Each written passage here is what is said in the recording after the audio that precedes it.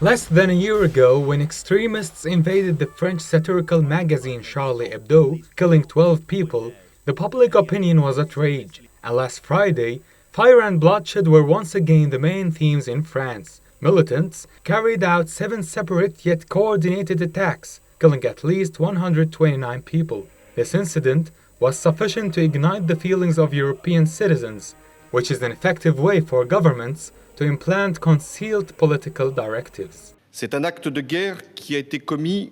It's an act of war that was committed by a terrorist army, ISIS, a jihadist army against France and against the values that we defend in the whole world.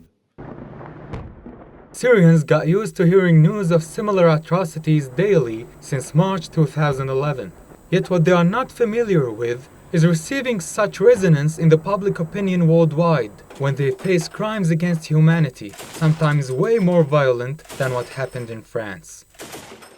As analysts fear that the Western governments could exploit the feelings of French people to proceed in closing borders, limiting the influx of migrants, and applying pressure on Arabs and Muslims in Europe, Syrians fear that imperial powers could use such violent attacks as a pretext to increase their violation of their land's sovereignty, like what the US government did after the 9/11 attacks.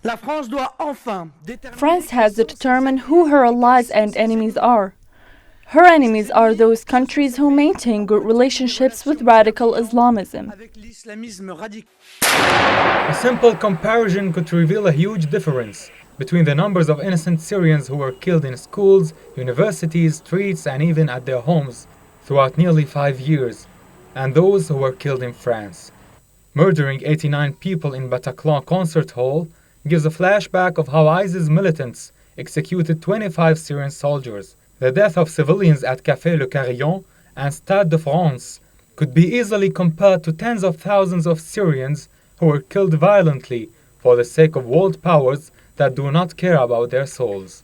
Asir Khattab, MEC.